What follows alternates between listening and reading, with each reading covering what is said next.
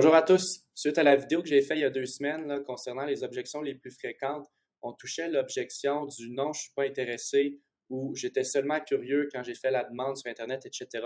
Donc, pour les leads générés en ligne, là, il y a une certaine méthode, une certaine façon qu'on peut engager les gens dès le départ, la première fois qu'on leur parle. Ça, c'est avec le script de premier contact. Donc, avant qu'on passe dans les prochaines objections, dans les prochaines semaines, on tenait à vous fournir ce script-là gratuitement, là, qui va vous permettre, dès le départ, de vous positionner en position d'autorité par rapport aux prospects qui ont fait la demande.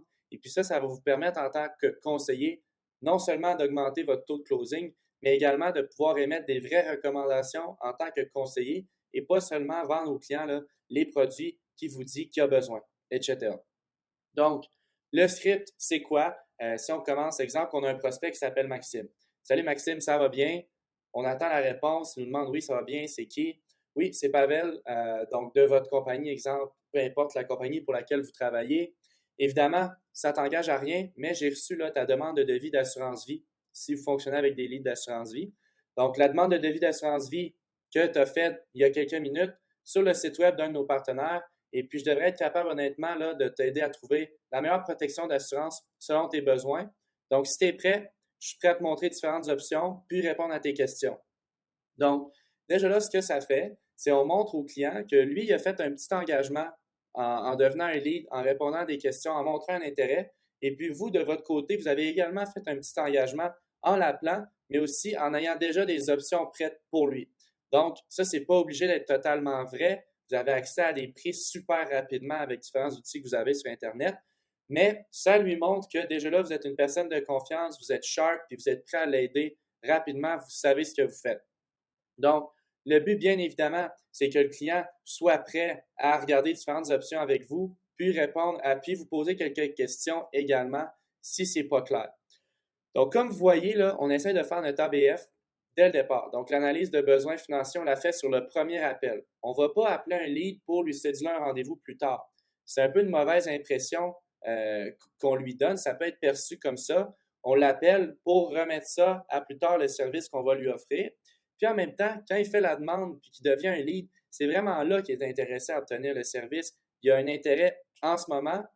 Est-ce qu'on veut utiliser cet intérêt-là de façon positive, lui fournir le service tout de suite pendant qu'il est intéressé, ou on veut attendre, exemple, demain ou même dans une semaine, prendre un rendez-vous avec, où on n'est pas certain s'il va se présenter parce qu'on n'a pas encore bâti de rapport avec lui dans notre premier appel. Vous comprenez les deux différences? C'est pour ça que nous, on recommande en fait de faire l'analyse de besoins financiers sur le premier appel. Ça va vous permettre de bâtir beaucoup plus de rapports rapidement avec ce client-là. Donc, s'il est prêt, ici, il y a quelques minutes, là, vous pouvez dire parfait, je vais valider quelques informations avec toi, juste pour m'assurer qu'on travaille bien en équipe, puis qu'on puisse réellement là, trouver la meilleure protection du marché selon tes besoins.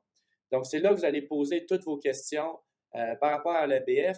C'est là que vous allez également peut-être poser des questions difficiles qui vont faire réfléchir le client. T'sais, si le client a une dette, exemple de 100 000 ou 500 000, peu importe, sur son hypothèque, ou il y a une dette de 25 000 sur des cartes de crédit, vous pouvez lui dire carrément, écoute, si tu meurs demain matin, là, c'est comment ils vont s'arranger ta famille? Qu'est-ce qu'ils vont faire avec ces dettes-là?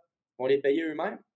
Laissez le client réfléchir. Arrêtez de parler, puis regardez sa réaction. Il faut même dire, est-ce que tu aimerais mieux que ces dettes-là soient payées par ton assurance au lieu que ça soit par tes proches?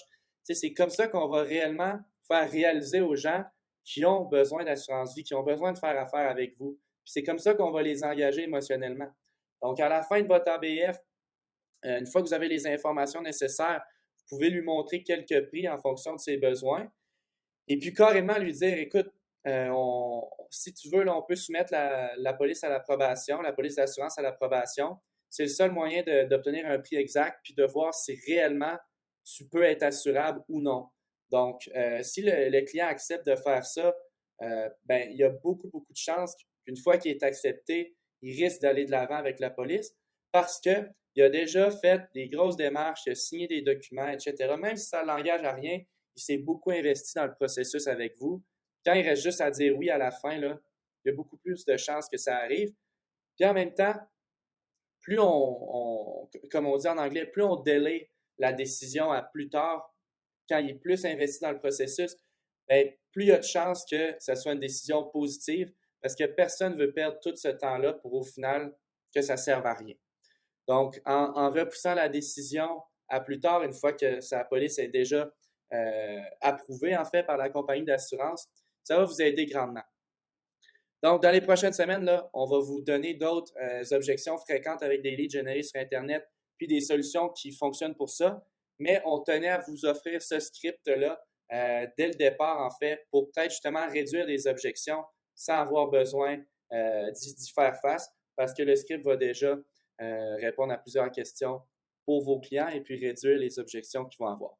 Donc, merci. C'est tout pour cette semaine et puis on se voit la semaine prochaine là, dans la capsule de Joey. Salut!